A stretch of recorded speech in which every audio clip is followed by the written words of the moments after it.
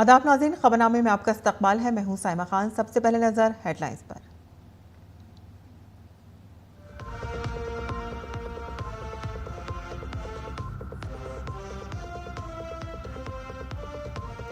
वज़ीर-ए-आज़म नरेंद्र मोदी आज दिल्ली में राष्ट्रीय स्वयं सेवक संघ की 7 साला तक़रीबात में करेंगे शिरकत। यादगारी डाक टिकट और सिक्का भी करेंगे जारी।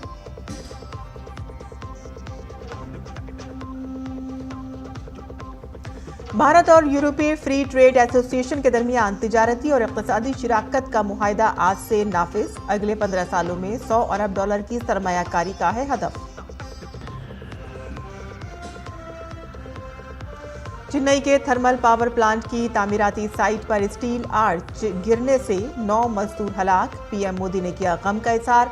मरने वालों के लवाहिकीन को 2-2 लाख रुपए की माली इमदाद का ऐलान। फिलिपाइन में 6.9 शिद्दत के ज़लज़ले से कम 12 अफराद हलाक और कई जख्मी। ज़लज़ले के बाइस कई इमारतें मुनहदिम। भारत ने विमेंस क्रिकेट वर्ल्ड कप का किया शानदार आगाज। पहले मैच में श्रीलंका को 59 रन से दी शिकस्त। अमनजोत ने स्कोर की निफ सेंचुरी।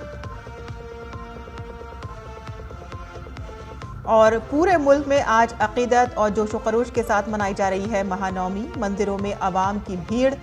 कल पीएम मोदी ने सीआर पार्क और कालीबाड़ी मंदिर में की पूजा। और अब खबरें तफसील से। वज़ीर-ए-आज़म नरेंद्र मोदी आज राष्ट्रीय स्वयं सेवक संघ की 7 साला तक़रीबात से खिताब करेंगे।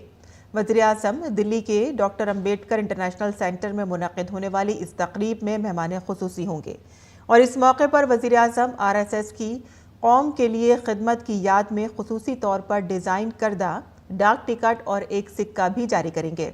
आरएसएस की बुनियाद 1925 में नागपुर, महाराष्ट्र में डॉक्टर केशव बलिराम हेडगवार ने रखी थी और आरएसएस का बुनियादी मकसद हुब्बुल वतनी और कौमी किरदार को फ़रोग़ देना है। आरएसएस मादर वतन के तईं अक़ीदत, नज़्म ज़ब्त, तहम्मुल, हिम्मत और बहादुरी पैदा करता है।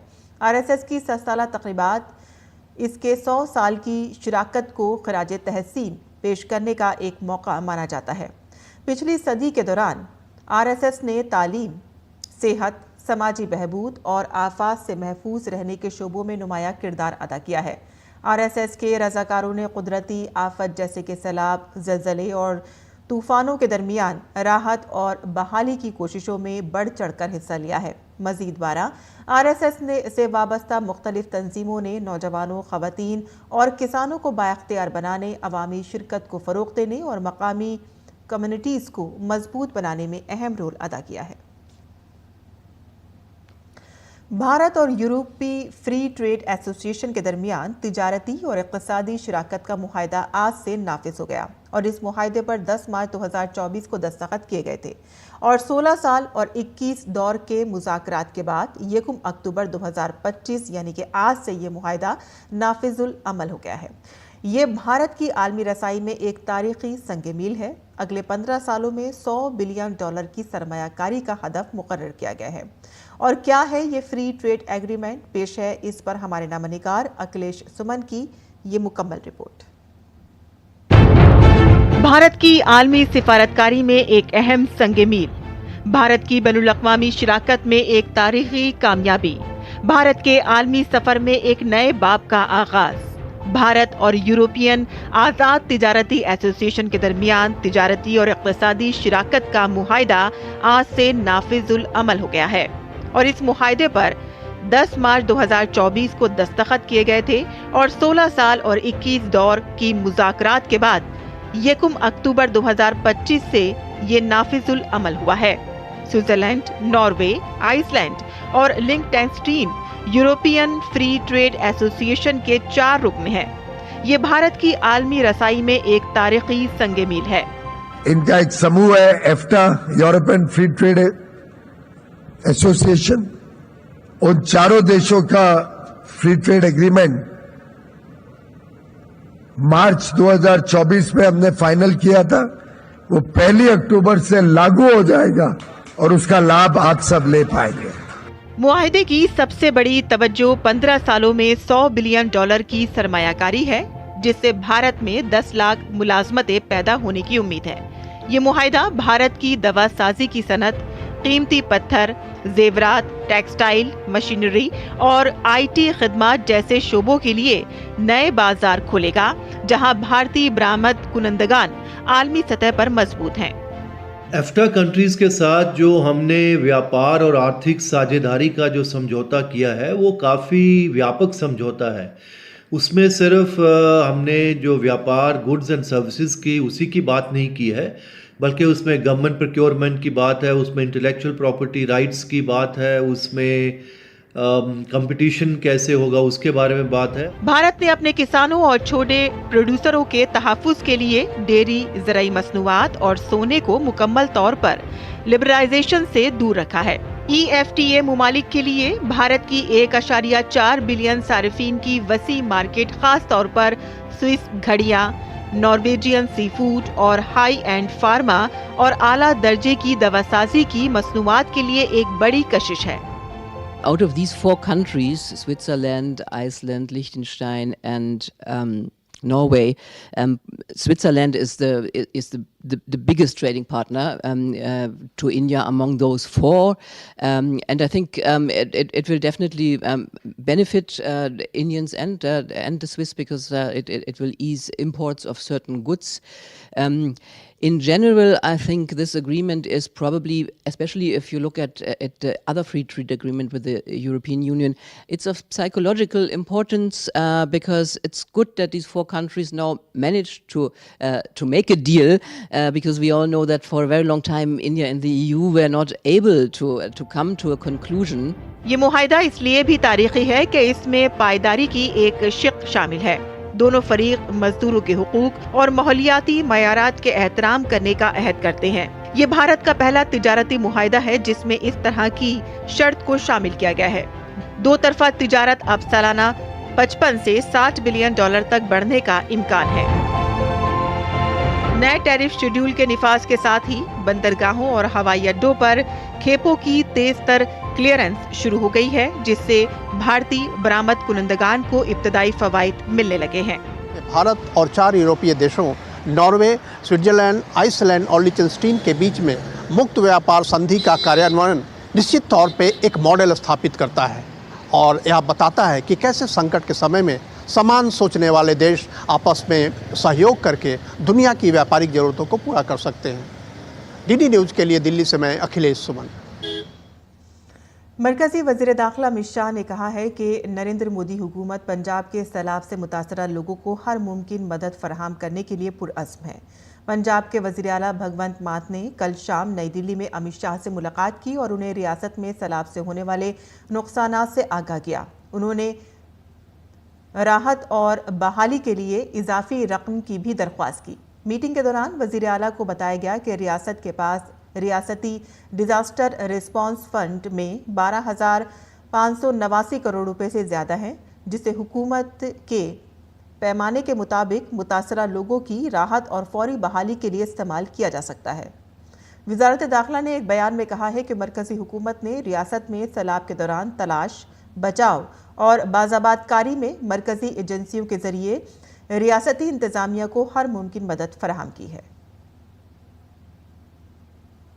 RBI के गवर्नर संजय मल्होत्रा आज सुबह 10 बजे मॉनेटरी पॉलिसी का ऐलान करेंगे। माहिरीन का ख्याल है कि RBI सूद की शरह में कमी कर सकता है। RBI की मॉनेटरी पॉलिसी कमेटी की 3 रोज़ा मीटिंग पीर यानी कि 29 सितंबर को शुरू हुई थी। फरवरी से अब तक RBI ने 3 बार रेपो रेट में 1% की कमी की है। सदर जमहूरिया द्रौपदी मुर्मू ने सदर के बॉडीगार्ड्स यानी कि सदर जमहूरिया के घरेलू घुड़सवार दस्ते और निजी टुकड़ियों को सिल्वर ट्रम्पेट और ट्रम्पेट फ्लैग के एजाज़ से नवाजा और इस तकरीब में उनके नाम तब्दील करने के शानदार 75 साल की याद भी मनाई गई। तकरीब का इनेकाद एक अजीम घुड़सवार परेड से किया गया, जिसका सदर जमहूरिया ने ज़ाती तौर पर मुआयना किया। बॉडीगार्ड्स ने अपनी मुनफरिद घुड़सवारी की महारत और एक सनसनीखेज शो जंपिंग डिस्प्ले से सामईन को महसूर कर दिया और इस खास मौके पर सदर जमहूरिया द्रौपदी मुर्मू ने कमांडेंट के चार्जर विराट को इनफरादी तौर पर एजाज से नवाजा। ये वही घोड़ा विराट है जिसकी पीठ वज़ीर आज़म नरेंद्र मोदी ने 2022 के यौम जमहूरिया परेड के दौरान थपथपाई थी। ऑपरेशन सिंदूर की कामयाबी ने एक बार फिर से साबित कर दिया है कि जब हमारी बर्री, बहरी और फिजाई फौजें मिलकर हमला करती हैं तो फतह यकीनी होती है। और इस तालमेल को मजीद मजबूत करने के लिए दिल्ली में एक कॉन्फ्रेंस का इनेकाद किया गया, जहां तीनों शाखों के दरमियान हम आहंगी पर तबादला ख्याल किया गया। इस मौके पर डीडी न्यूज़ के नुमाइंदे विशाल बैरिस्टो ने रिटायर्ड मार्शल GS बेदी से खास बातचीत की। ऑपरेशन सिंदूर की सफलता ने बताया कि किस तरह से आर्मी, नेवी और एयरफोर्स जब मिलकर प्रहार करते हैं तो विजय कितनी आसान हो जाती है। मेरे साथ है एयर मार्शल GS बेदी जो एयरफोर्स रिटायर्ड है, और हम यहाँ पर एक कॉन्क्लेव में जो बात कर रही है तीनों सेनाओं के सिनर्जी की। सर, ये कितना बड़ा चैलेंज है और कितना आसान है? जो सेमिनार में खड़े हैं, जिस कॉन्क्लेव में खड़े हैं, उसका शीर्षक है जॉइंट इंस्पेक्शन। तो ये क्यों जरूरी हुआ? क्योंकि जॉइंट ऑपरेशंस तो हमेशा हम बात कर रहे थे, और जो इंस्पेक्शंस हैं हमारे सर्विसेज की, वो टिपिकली इंस्पेक्शंस नहीं है कि जो फॉल्ट फाइंडिंग पे फोकस करती हैं। वो एक एक्सरसाइज है जो कैपेबिलिटी बिल्डिंग पे फोकस करती हैं। ऑपरेशन सिंदूर में कोई डाउट नहीं है, तीनों सेनाएं बिल्कुल तैयार थी, और जिस सेना का ज्यादा रोल महत्व समझा गया उस सेना को यूज किया गया। इसका मतलब ये नहीं कि बाकी सेनाएं का कुछ रोल नहीं था, पर that is what you know. Marshall Bedi, जब हम बात करते हैं एक प्लेटफॉर्म की, एक यूनिफॉर्म प्लेटफॉर्म की जिसके बारे में रक्षा मंत्री ने भी कहा, तो वो किस तरह का प्लेटफॉर्म हो सकता है? ये तो उनका मतलब है कैसे स्ट्रक्चर इवॉल्व किए जाएं, ऐसी संस्थाएं इवॉल्व की जाएं, ऐसी इंस्टीट्यूशंस हों जो कि जहां पे तीनों सर्विसेज जो हैं जब बैठें तो एक ही तरह का सोचें, ना कि हम अलग अलग सोच के उनको ज्वाइंट कर रहे हैं। मार्शल बेदी, एक आखिरी सवाल, जब हम बात करते हैं साइबर थ्रेट की, तो ऐसे में तीनों सेनाओं का जो अपनी टेक्नोलॉजी है, इंडिविजुअल प्लेटफॉर्म्स है, वो कितने कारगर साबित हो सकते हैं? वो साइबर थ्रेट बहुत बड़ी थ्रेट है, और हर एक सर्विस जो है आजकल नेटवर्क सेंट्रिक है। तो नेटवर्क ऑपरेशंस जो हैं उनको हमेशा ही साइबर थ्रेट रहती है। और अगर हम कल को जॉइंट ऑपरेशंस की बात करते हैं, और अगर आर्मी के रेडार्स को एयरफोर्स को इन्फॉर्मेशन देनी है, या एयरफोर्स के रेडार को आर्मी को इन्फॉर्मेशन देनी है, या नेवी को बीच में अब लाते हैं, तो अगर लेट्स से एक सिस्टम अगर साइबर प्रूफ नहीं है तो वो दूसरे सिस्टम को भी वल्नरेबल बना सकता है। तो इसलिए जरूरत है कि तीनों सर्विसेज के जो नेटवर्क हैं वो एकदम एक दूसरे से मिलके काम करें। Thank you. तो ये थे एयर मार्शल बेदी, जिनका ये कहना है कि तीनों सेनाओं को मिलकर हर तरह की चुनौती का सामना करना है, क्योंकि दुनिया तेजी से बदल रही है और तेजी से बदल रहे हैं खतरे। कैमरामैन ललित के साथ मैं विशाल बैरिस्टो, डीडी न्यूज, दिल्ली। लद्दाख इंतजामिया ने कुछ मीडिया रिपोर्ट्स और बयानात के हवाले से वजाहत जारी की है। लद्दाख इंतजामिया ने कहा है कि सरकारी एजेंसियां मोतबर शवाहिद की बुनियाद पर सोनम वांगचुक समेत बाज़ अफराद के खिलाफ कार्रवाई कर रही हैं। इनमें किसी किस्म की हिरासानी या तात्सुब शामिल नहीं है। इंतजामिया का कहना है कि HIAL में माली बेज़ाब्तगियों और ज़र मुबादला की खिलाफ वर्जियों की तहकीकात जारी है। मंजूरी ना होने के बावजूद नौजवानों को डिग्रियां दी जा रही हैं। SECMOL के FCRA को मुतादिद खिलाफ वर्जियों की बुनियाद पर मंसूख कर दिया गया है। इंतजामिया ने बताया है कि हुकूमत ने पहले ही 20 सितंबर को मुज़ाकरात की तारीख मुकर्रर कर रखी थी, और इसके बावजूद सोनम वांगचुक ने इश्तियाल अंगेज बयानात दिए और नौजवानों को उकसाने की कोशिश की। इंतजामिया ने बताया कि हुकूमत ने पहले ही 20 सितंबर 2025 को मुज़ाकरात की तारीख का ऐलान कर दिया था, और इसके बावजूद सोनम वांगचुक इश्तियाल अंगेज बयानात देते रहे। सोनम वांगचुक ने नेपाल, श्रीलंका और बांग्लादेश का हवाला देकर नौजवानों को उकसाया। 11 सितंबर 2025 को दिए गए एक इंटरव्यू में उन्होंने कहा कि अमन के लिए गांधी जी का रास्ता जरूरी नहीं है। व्रत शुरू करने से पहले सोनम वांगचुक ने मास्क और हुडीज पहनने की अपील की और कोविड का बहाना इस्तेमाल किया, और इस पर अरब स्प्रिंग और खुद सोजी जैसे ख्यालात रखने का भी इल्ज़ाम है। इंतजामिया ने कहा है कि उन्होंने बार बार खुद सोजी की बात की और तिब्बत जैसा एहतजाज करने का मशवरा दिया। इंतजामिया का इल्ज़ाम है कि जब हालात ख़राब हुए और तब भी उन्होंने भीड़ को पुरसुकून करने की कोशिश नहीं की। लद्दाख इंतजामिया का कहना है कि सोनम वांगचुक की गिरफ्तारी कानूनी अमल के तहत की गई है और कानून अपना रास्ता इख्तियार करेगा।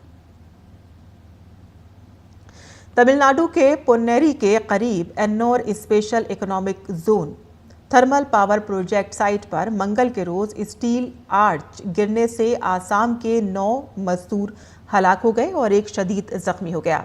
ये मजदूर 1320 मेगावाट के Ennore special economic zone thermal power plant के लिए कंक्रीट की मेहराबें बना रहे थे कि अचानक 20 फुट से ज़्यादा का ऊंचा एक मचान गिर गया और साथ ही जो मजदूर हैं वो जख्मियों को बचाने के लिए पहुंचे, लेकिन उन्हें सरकारी स्टैनली अस्पताल ले जाया गया और बदकिस्मती से 9 अफराद रास्ते में ही जख्मों की ताब ना लाते हुए दम तोड़ गए, जबकि एक का इलाज जारी है।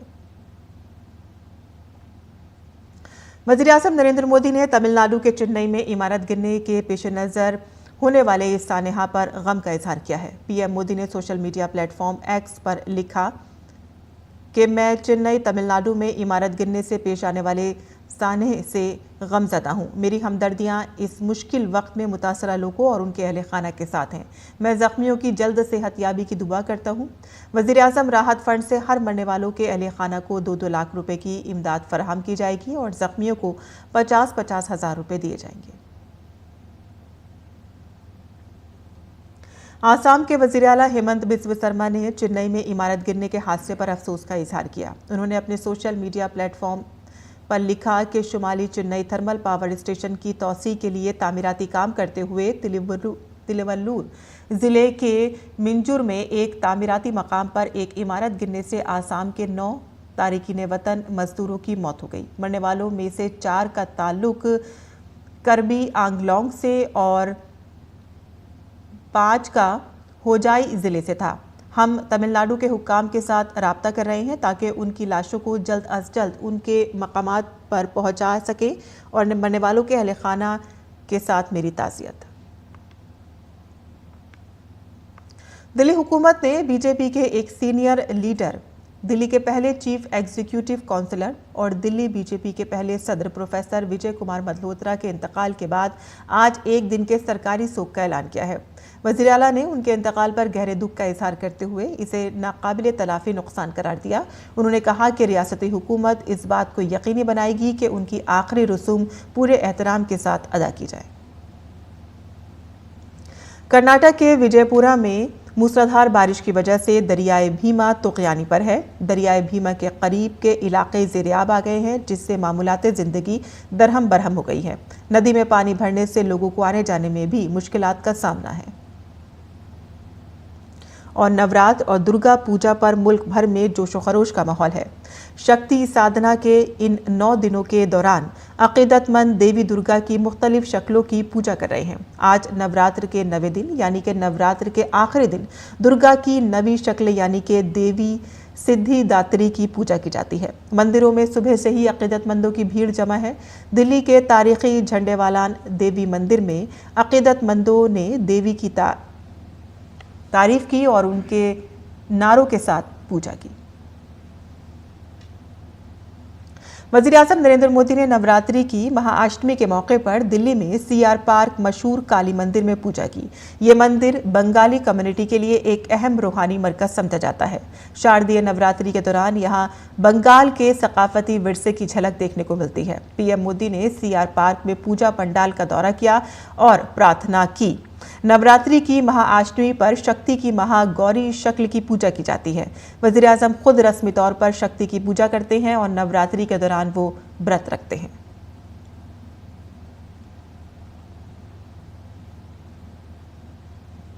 बैनुल-अक़वामी खबरों की बात करें तो फिलिपाइन में 6.9 शिद्दत का ज़लज़ला आया है, जिसने मुल्क के कई हिस्सों में तबाही मचा दी है।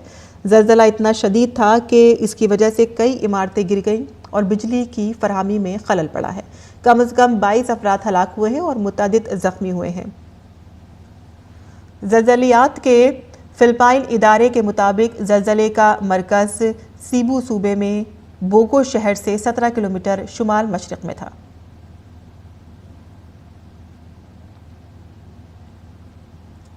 और नाज़रीन, अब पेश दिल्ली से शाया होने वाले उर्दू अखबारात का मुख्तसर जायजा।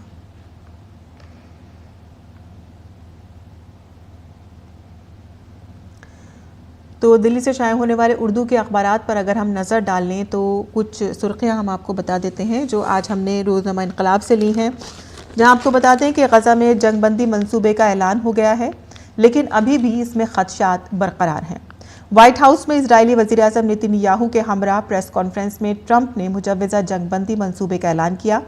फ़िलिस्तीनी अथॉरिटी, मुस्लिम ममालिक समेत आलमी रहनुमाओं ने इसका खैर मक़दम किया है। नेतन्याहू का धमकी आमेज़ लहजा अभी भी बरकरार है। मंसूबा हमास के ज़ेर गौर है और ट्रंप ने गौर व फिक्र के लिए 4 दिन का समय दिया है।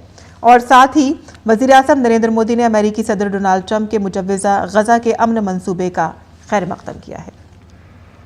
आगे बढ़ते हैं, जहां यूपी में ज़ात पर मबनी रैलियों पर पाबंदी आयद कर दी गई है। रियासती हुकूमत की जानिब से ये सख्ती बढ़ती जा रही है।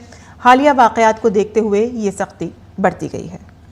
आगे बढ़ते हैं, जहां बिहार की हतमी वोटर लिस्ट भी जारी कर दी गई है और इसमें तकरीबन 65 लाख राय दहिंदगान के नाम शामिल नहीं हैं। बिहार में कह सकते हैं कि एक हफ्ते में इलेक्शन का ऐलान मुतवक्का है। तो ये थी आज अखबारात की सुर्खियां जो हमने आपके लिए चुनी थी। और आगे बढ़ते हैं, कुछ खेल की खबरें भी जान लेते हैं, जहां भारतीय ख़वातीन क्रिकेट टीम ने इफ्तिताई मैच में श्रीलंका को 59 रन से शिकस्त देकर वनडे वर्ल्ड कप का शानदार आगाज़ किया। गुवाहाटी के बिरसा पारा क्रिकेट स्टेडियम में खेले गए इस मैच में दीप्ति शर्मा ने भारत की जीत की हीरो रहीं। उन्होंने बल्ले और गेंद दोनों से अपनी ताकत का मुजाहिरा किया। अमनजोत ने अपनी पहली वनडे निफ सेंचुरी बनाई, जबकि दीप्ति शर्मा ने भी अपनी 16वीं वनडे निफ सेंचुरी बनाई और स्नेह राणा ने 15 गेंद पर 28 रन बनाए, जिससे भारत को मुकर्ररा 47 ओवर में 8 विकेट पर 269 रन तक पहुंचाने में मदद मिली। श्रीलंका को DLS ज़ाब्ते की बुनियाद पर 271 रन का हदफ दिया गया, लेकिन श्रीलंका की टीम 45.4 ओवर में 211 रन पर ऑल आउट हो गई। भारत की जानिब से दीप्ति शर्मा ने 54 रन देकर 3 विकेटें हासिल की और उन्हें मैच की बेहतरीन खिलाड़ी करार दिया गया। इस मैच के दौरान वो वनडे क्रिकेट में भारत की दूसरी सबसे ज़्यादा विकेटें लेने वाली गेंदबाज बन गई।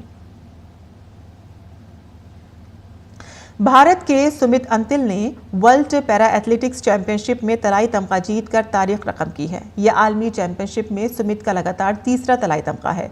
सुमित ने तलाई तमगा जीतने की अपनी 5वीं कोशिश में 71.37 मीटर के थ्रो के साथ अपना ही चैंपियनशिप का रिकॉर्ड तोड़ा। उन्होंने 3 बार 65 मीटर से ज्यादा थ्रो किया। सुमित मुसलसल 3 गोल्ड मेडल जीतने वाले पहले भारतीय पैरा एथलेटिक बन गए हैं और इससे कबल उन्होंने पेरिस 2023 में 70.83 मीटर थ्रो के साथ आलमी रिकॉर्ड बनाया था और कोबे 2024 में 69.50 मीटर थ्रो के साथ उन्होंने सोने का तमगा जीता था। संदीप सिंह ने मर्दों के जेवलिन थ्रो F44 फाइनल में तलाई तमगा जीता, जबकि साथी खिलाड़ी संदीप ने 62.67 मीटर थ्रो के साथ चांदी का तमगा हासिल किया। अब तक भारत 4 तलाई, 4 चांदी और 1 कांसे के तमगे के साथ आलमी पैरा एथलेटिक्स चैंपियनशिप के तमगों की फहरिस्त में चौथे नंबर पर है। और अब पेश है मुल्क भर के मौसम का हाल।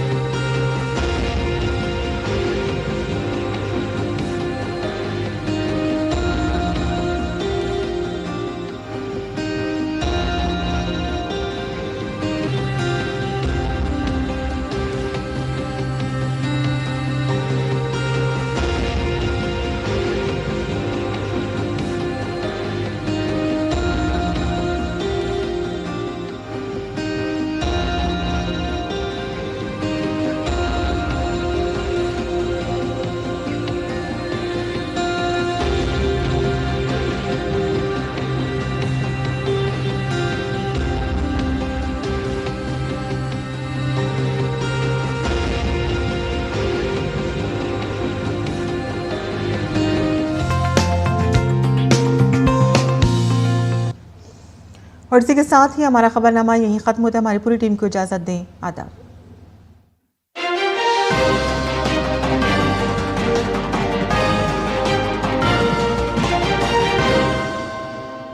क्या नाम है तुम्हारे?